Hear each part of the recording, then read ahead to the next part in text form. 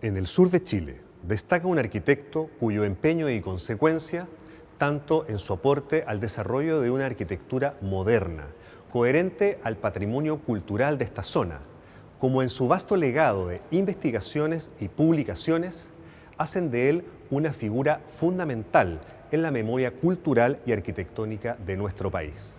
Nos referimos al maestro Osvaldo Cáceres.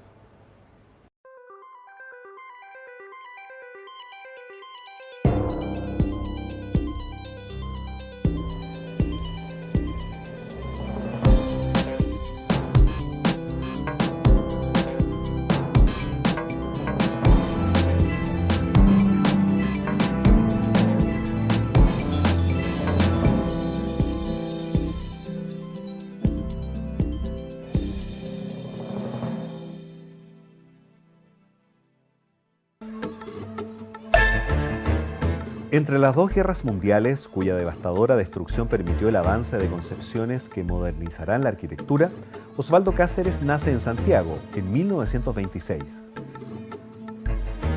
Desde muy niño se observa en él un riguroso interés por los estudios.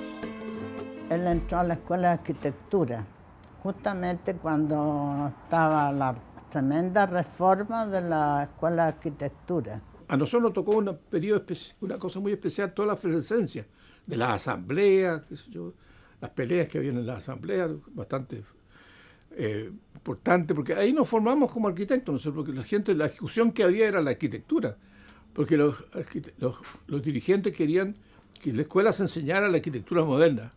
Esto quiere decir de que entre las principales van a haber, yo diría, primero un tema que es muy disciplinar estrictamente, que es diseñar en base al ideario moderno de la arquitectura, y por otra parte ser testigo en ese sentido de un país cuyas necesidades sociales son tremendamente importantes y que Osvaldo y sus compañeros captan de inmediato y que se autoimponen, ¿verdad?, esta misión de querer solucionar esos problemas sociales que aquejan a gran parte de la población en Chile a mitad del siglo XX. Su excelente rendimiento académico lo hace ser beneficiado con una importante beca para estudiar en el Instituto de Urbanismo de París en 1951. La guerra había terminado en 1945. Había mucha dificultad en Europa y un estudiante pobre que de repente le llegaba algo de dinero, a veces comían una sopa y un huevo, una cosa así. Me fui yo a Europa. Me fui a estudiar urbanismo a la Universidad de París, a la Sorbona, al Instituto de Urbanismo. Y de ahí después seguí a hacer el estudio al CIAM en Italia. Y viajé por Europa y me casé por allá. Y volví casado. Volvió casado de allá, pero no tenía mayores recursos, así que llegó a la casa de nosotros pero luego él se independizó porque la Escuela de Arquitectura le dio un cargo de profesor. Él vuelve a hacer el posgrado en urbanismo en el Instituto de Urbanismo de París y le piden que sea profesor de urbanismo en la escuela, ahí tiene como 24 años más o menos, y él dice, yo no puedo ser profesor de urbanismo si todavía no he hecho planificación, y encontraba que era más necesario como arquitecto en el sur. En un país sísmico como Chile, el urbanismo y la modernidad encontraron su mejor campo de aplicación en el sur del territorio, en donde las ciudades, devastadas por los terremotos, debieron ser planificadas y reconstruidas casi desde cero. Ya el terremoto de 1928 en Talca trajo la necesidad de contar con urbanistas cuya labor se reflejaría también en el ámbito académico. Pero sería el terremoto de Chillán de 1938, el que abriría las puertas al urbanismo y a la arquitectura moderna, cuyas soluciones simples y el uso de nuevos materiales permitirían reconstruir las ciudades devastadas. En ese contexto aparece el terremoto del 39 y aparece una nueva generación de arquitectos que ya han sido formados en el espíritu de la reforma, del cual Osvaldo Cáceres forma parte, y vienen ya con un sentido primero social, con una concepción de la materialidad, de la industrialización, de la repetitividad, de la eficiencia de recursos, que son conceptos ya que aportan la modernidad, que es una nueva concepción del urbanismo y de la arquitectura. A mí me tocó una suerte de venirme a Concepción. ¿Por qué digo la suerte? Porque Concepción, después del terremoto del 39, llegaron una serie de arquitectos modernos. Claro, llegó Guevara, llegó Santiago Aguirre, Inés Frey, Osvaldo Buchicardi, alumnos, Orlando Torrealba, una serie de arquitectos de la generación del 38. La generación del 38, hacer obras de arquitectura por la necesidad del terremoto, por el programa que había planteado el mismo Guevara del programa de vivienda, programa nacional de vivienda. Entonces nos encontramos con un ambiente en que la gente era receptiva a la arquitectura moderna. Providencialmente, un importante encargo lo hará iniciar un relevante proyecto en esta sureña ciudad de Concepción, con lo cual se aleja de la capital. Hacia 1956, los administradores del Fondo de Indemnización de la Universidad de Concepción, FIUC, deciden llamar a concurso para levantar un edificio en plena Plaza de Armas. El proyecto lo ganará el grupo conformado por Osvaldo Cáceres, Alejandro Rodríguez, Gabriela González y Edmundo Budenberg, y será un hito fundamental en la consolidación de la arquitectura moderna en la ciudad de Concepción y en el sur de Chile. Porque la idea es que era el que ganaba el concurso hacía de director. Entonces, hubo mucho tiempo un letrero puesto ahí que decía arquitecto, director Osvaldo Cáceres, arquitecto asociado Gabriela González, Edmundo Bude y Alejandro Rodríguez, que fueron los otros que participaron. Tiene la galería, ahí hay una galería aquí y hay otra galería allá que se junta con esa, que son las que ordenan la plaza. Bueno, este edificio tuvo problemas para el terremoto último. Entonces quedó afectado los pisos del octavo para arriba, porque tiene 8 pisos ahí y 3 pisos más. Entonces decidieron llamar a propuestas para recuperar el edificio. Esa es la estructura concreto armado, esa estructura cruzada. Y ese techo lo pusieron después. De la reciclaje de este edificio, me dicen los jóvenes arquitectos de aquí, que a nadie les gusta. Pero yo encuentro que respetó bastantes cosas, fíjate. ¿Qué es lo que respetó? El conjunto, pues. Con un trabajo siempre colaborativo, Cáceres abordará desde su llegada al sur todo tipo de proyectos, entre las ciudades de Chillán, Los Ángeles y Concepción, experimentando con los diversos lenguajes que la arquitectura moderna permitía desarrollar. Este es un mercado que se hizo para la población. Que se hizo para la población en el año 58, fue un concurso. Un concurso, y yo me lo gané, y se construyó este edificio.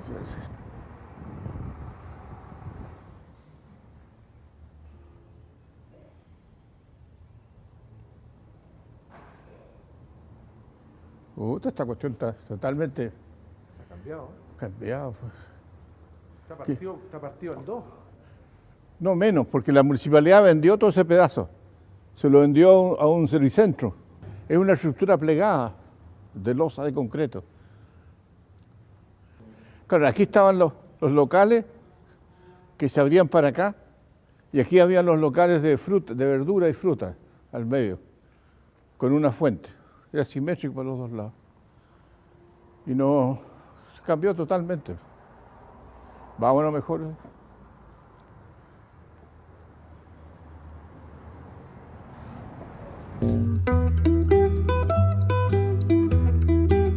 Las imágenes filmadas a fines de los 50 por el gran documentalista chileno Sergio Bravo permiten conocer el concepto original del proyecto, hoy desvirtuado por el descuido patrimonial de sucesivas autoridades locales.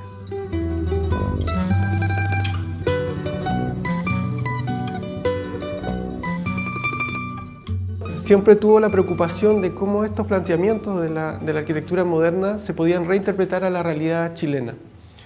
Y dentro de eso, uno de los hitos más importantes, por supuesto, es la Casa de la Cultura de la Universidad de Concepción, que tú ves que funcionalmente están resueltos todos los requerimientos de un edificio moderno, pero al mismo tiempo hay observación sobre el paisaje, sobre herencias reinterpretadas, que es muy difícil hacerlo, herencias reinterpretadas de la arquitectura indígena, de la arquitectura precolombina, mesoamericana, qué sé yo. Y es muy difícil hacerlo en términos funcionales, que no te quede ilustrativo de esta cosa. Entonces, él tiene una preocupación muy fuerte de hacer eso y la Casa de la Cultura es como uno de esos íconos. En todas esquinas genera un pequeño edificio que en parte es remodelado y en parte es nuevo, que es la Casa del Arte, que es donde alberga la Pinacoteca, quizá una de las pinacotecas universitarias más importantes de Chile. Y hacen un edificio realmente muy, muy interesante que es difícil de decir cuál es la influencia.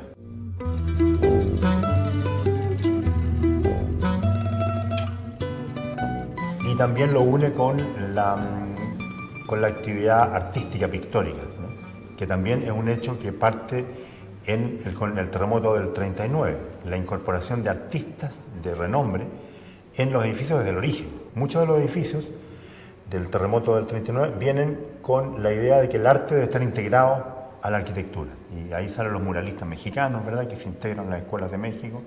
Y así también se hace en la Casa del Arte de Concepción, en que el mural principal del muro del fondo está confiado al muralista mexicano González Camarena. A medida que se involucraba cada vez más en la modernización arquitectónica del sur de Chile, el espíritu visionario de Osvaldo Cáceres y de los arquitectos que trabajaban junto a él comienza a consolidarse en iniciativas como la formación de futuros arquitectos y técnicos que surgen de las escuelas radicadas en la propia zona. No solamente es arquitecto y diseñador, es un gran dibujante, es un gran comunicador, como va a ir seguramente saliendo en esto. Desde muy joven ya tenía pequeños boletines y pequeños instrumentos de comunicación de lo que hacía. Es un gran teórico, es historiador y es académico. Y ese perfil académico lo lleva nada menos que el año 69 a cofundar la Escuela de Arquitectura de la Universidad, hoy día en la Universidad Técnica, hoy en la Universidad del Biobío. Hasta esa época solamente estaba Santiago del Paraíso y toda la formación está solo en el centro del país. Entonces realmente fue un hito que una de esas escuelas por lo menos se pusiera en Concepción y ha dado excelentes resultados y está muy ligada al desarrollo regional, a la madera, a la siderurgia, a los problemas que enfrenta la urbanización y los problemas de la región de Concepción al sur de Chile.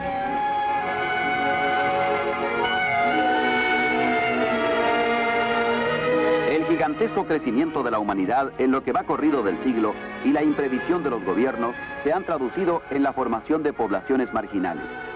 En América Latina hay 16 millones de familias que viven en ranchos, tugurios, favelas o callampas que forman cinturones de miseria e insalubridad en torno a las ciudades y que claman por soluciones habitacionales acordes con la dignidad del ser humano.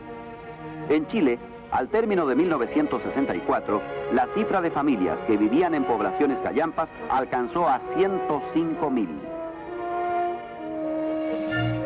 El impulso que se dio a la construcción de viviendas sociales durante el gobierno de Eduardo Frei Montalva obedecería a una realidad social que el Estado no podía seguir ignorando.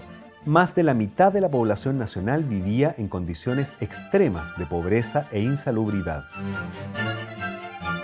Las decenas de proyectos impulsados en todo Chile por la Corporación de la Vivienda Corvi y la Corporación de Mejoramiento Urbano Cormu absorbían no solo mano de obra, sino que requerían de profesionales capaces de liderar y supervisar proyectos de enorme envergadura desde una planificación central. Es así como Osvaldo Cáceres es llamado a fines de los 60 a incorporarse a la Cormu de Concepción y con la llegada de la Unidad Popular es nombrado jefe de la Cormu para la región del Biobío. Incluso él puso a disposición toda su oficina con los muebles, todos sus bienes de la oficina los puso a disposición de la Cormu, una entidad estatal.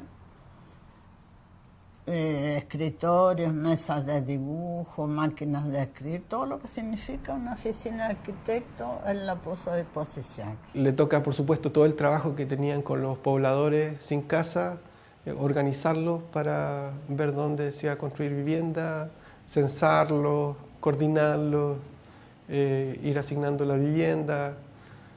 Y la vivienda no es solo la vivienda, sino que todo el modelo de las unidades vecinales que tengan escuela, policlínico, centro comunitario, que es característico pensarlo como una mini ciudad dentro de la ciudad. Las decisiones no podían tardar tiempo, las decisiones eran del momento. Y si tú lo piensas, en los resultados de la Cormo en términos de vivienda solamente, es una institución que logra hacer muchísimos edificios en Concepción, en Coronel, en Tomé, en Los Ángeles, en Chillán, etc. Es decir, en un plazo de 2 o 3 años, con resultados exitosos que perduran hasta el día de hoy. Hicimos planes para cada una de las ciudades importantes, para Concepción, para Talcahuano, para Chillán, para Los Ángeles, para Angol, para construir departamentos, y diseñamos los departamentos. Osvaldo y sus compañeros de trabajo lo que hacen es decir, nosotros vamos a diseñar nuestro propio modelo aquí en la región, y hacen de ello un modelo exitoso que es capaz de sobrevivir hasta hoy. Ese modelo de gestión público-privado, que viene, como digo, organizado desde el Estado, desde la Cormu, que empezó con el gobierno de Frei y siguió con Allende, es un modelo de alguna manera que se frenó, se frustró con el golpe militar, y que no hemos vuelto a tener un modelo de gestión público-privada tan establecido y tan exitoso como fue la Cormu. Bajo la gestión de Osvaldo Cáceres hizo muchos proyectos, 20 y tantos proyectos. Los técnicos entraron directamente a solucionar problemas que eran requeridos en la región. Porque la idea era que con esos bloques juntos que hacíamos en la ciudad, íbamos a empezar a hacer la remodelación de la ciudad, a desencadenar la remodelación urbana, la remodelación de la ciudad, a densificar la ciudad, a transformar la ciudad en una cosa distinta. Osvaldo Cáceres ha sido y es un arquitecto comprometido con la sociedad que le tocó vivir, que hizo aportes fundamentales al desarrollo y modernización de la arquitectura del sur de Chile, que asumió con decisión el desafío de dar respuesta al déficit de vivienda social y que enfrentó con valentía lo que ello le significó durante el gobierno militar. Hoy, este hombre, que se acerca a los 90 años de edad, sigue trabajando incansablemente en nuevos proyectos, nuevas publicaciones y nuevos aportes a la arquitectura y cultura nacional.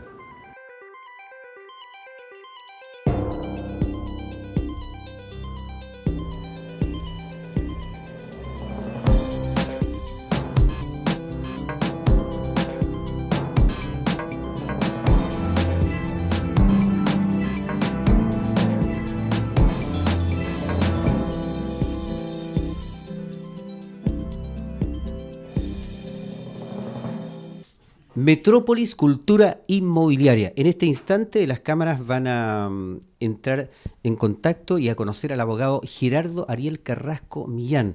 Gerardo, Cultura Inmobiliaria, Metrópolis, te quiere saludar, Ferva Propiedades, y conocer primero la importancia que tiene un abogado, por ejemplo, en el tema inmobiliario, que es un trámite pareciera engorroso a simple vista.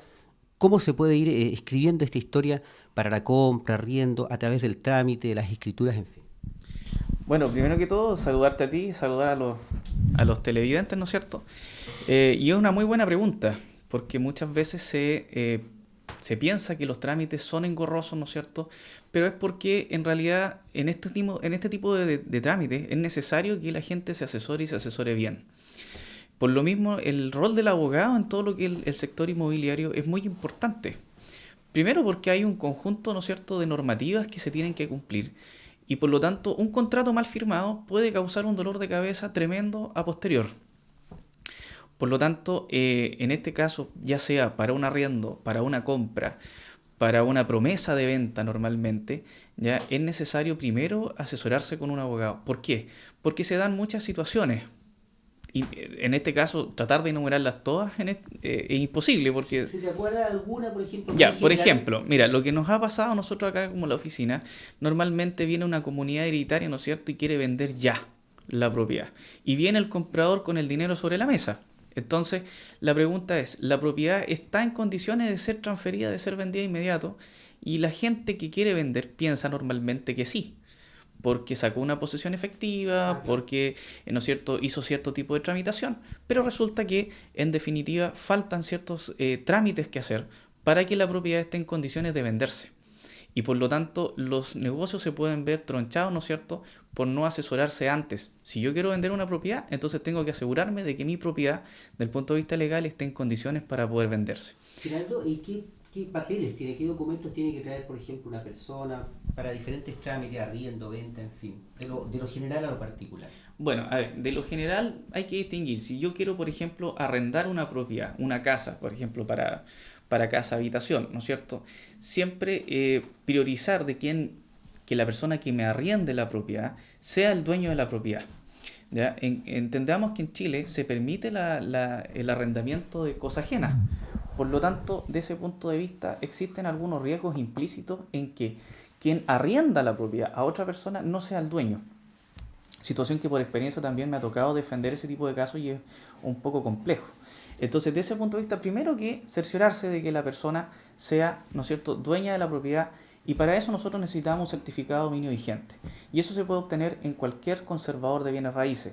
Es decir, si yo quiero arrendar una propiedad en la comuna de Concepción, yo tengo que ir, ¿no es cierto?, al conservador de bienes raíces y obtener un certificado de dominio vigente, y voy a saber de inmediato si esa propiedad, ¿no es cierto?, es o pertenece a la persona que me lo quiere arrendar. ¿Qué es un certificado de dominio vigente? Bueno, un certificado de dominio vigente, ¿no es cierto?, es un instrumento público que lo emite el conservador de bienes raíces, en donde se certifica, ¿no es cierto?, que respecto de X personas se encuentra vigente una inscripción de dominio. En términos simples es eso. ¿Ya? Por lo tanto, con eso nosotros tenemos una seguridad de que la persona que me quiere arrendar la propiedad, o en este caso, o dármela en arrendamiento, más técnico, es el dueño de la propiedad. Ahora, si yo quiero arrendar, igualmente es necesario, ¿no es cierto?, cerciorarme, ¿no es cierto?, en el caso de las comunidades, en los condominios, cerciorarme del tema de los pagos de los gastos comunes, ¿no es cierto?, el valor de los gastos comunes. Si yo quiero, en este caso, eventualmente, por ejemplo, comprar una propiedad, también tengo que cerciorarme del tema de los gastos comunes en el caso del condominio, tengo que cerciorarme de la extracción de basura, tengo que cerciorarme también en el caso del impuesto territorial, si las contribuciones están pagadas o no. Entonces, ¿por qué? Porque al momento de las inscripciones pueden verse ciertos problemas, por ejemplo, por no estar, en este caso, pagadas las contribuciones. Por lo tanto, el conservador de bienes raíces no va a inscribir si las contribuciones no están al día. Entonces, son detalles que toda persona debe tener en cuenta cuando arrienda una propiedad, o en especial cuando la compra. Muy bien, el tema familiar es importante acá, ¿no es cierto? Cuando hay muchos herederos de una propiedad, ¿cómo se trabaja el tema? Mira, es complicado por el tema interpersonal. Es complicado porque normalmente se dan plazos, a veces hay tramitaciones que se parecen más simples de lo que son, y durante la tramitación de la misma, entonces van ocurriendo ciertos detalles que hay que ir subsanando. Entonces, tratar de organizar a una gran cantidad de personas es complicado. Son los caracteres que todo abogado tiene que ir tratando de sobrellevarlo de la mejor manera posible. Vemos una persona que quiere, ¿no es cierto?, terminar rápido, otra persona que no le interesa terminar rápido. Sin embargo, ambos quieren vender, de pronto no están de acuerdo en el precio, a la semana siguiente sí están de acuerdo en el precio. Entonces, en este caso, el abogado tiene que tener el temple para poder sobrellevar, ¿no es cierto?, a sus clientes al mejor puerto posible. ¿Cuáles son sus sugerencias frente a estos temas que parecen tan áridos? Bueno, lo primero es contratarse un abogado que sepa del tema inmobiliario, ¿ya?, que sepa del tema, ¿no es cierto?, registral. Hay distintas áreas en que los abogados nos especializamos, pero normalmente la gran cantidad de colegas, ¿no es cierto?, manejamos a plenitud, ¿no es cierto?, esta área, al menos el área registral. Entonces, de ese punto de vista, primero conseguirse, ¿no es cierto?, contratar un buen abogado, ¿ya?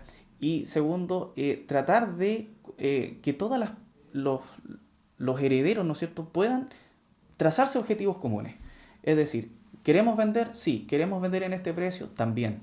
Entonces, eso ayuda mucho, ¿no es cierto?, a poder lograr un trayecto, por así decirlo, bastante positivo en cuanto a los eventuales problemas que pueden haber en una tramitación de este tipo, ¿ya?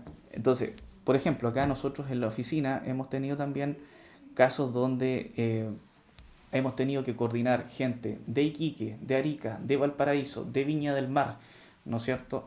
Herederos que no pueden viajar. Entonces es toda una tramitación que el abogado tiene que, en definitiva, preocuparse de redactar los mandatos, de contactarse con la gente. Ese es un trabajo importante, ¿ya? Y que debe ser valorado también por los clientes. Es complejo este mundo, pareciera, conociendo datos antecedentes. Bueno, es complejo para el que no lo conoce. Siempre hay un cierto grado de complejidad, pero en definitiva, por eso es necesario que la gente se asesore, ¿ya? Porque efectivamente los funcionarios públicos, cuando quieren orientan en lo que pueden y de acuerdo a cómo lo han capacitado. Pero siempre un abogado, en definitiva, va a manejar conocimientos, ¿no es cierto?, aún más profundos de ciertos temas, y por eso es conveniente siempre asesorarse. ¿Qué le dirías finalmente a la gente, por ejemplo, que se acerca, que se asocia a esta Ferva Propiedades, que es un grupo de gente joven que está interesada en el rubro abogado? ¿Qué se le podría decir a esta gente que anda buscando justamente en el mercado inmobiliario una oportunidad? Bueno, respecto de lo que conozco de Ferva, ¿no es cierto?, es una institución seria, ¿no es cierto?, responsable. Por lo tanto, pueden venir con toda confianza, ¿no es cierto?, y depositar, ¿no es cierto?, su gestión en Ferva, que lo van a tramitar de manera rápida, lo van a tramitar de manera eficaz, de manera honesta y de manera transparente. Entonces, de ese punto de vista, ellos van a contar siempre con la mejor asesoría y la más completa asesoría que se pueda encontrar. Entonces, ellos entregan su carpeta con antecedentes, ¿no es cierto?, y Ferva se encarga de entregarles un resultado satisfactorio. ¿Y cómo se le ubica a usted, abogado? Bueno, se lo puede encontrar acá en las oficinas de Ferva, ¿no es cierto?, oficina número 1. Mi teléfono es el 9636-02976, ¿no es cierto?, o me pueden ubicar al correo electrónico abogadocarrasco.m@gmail.com.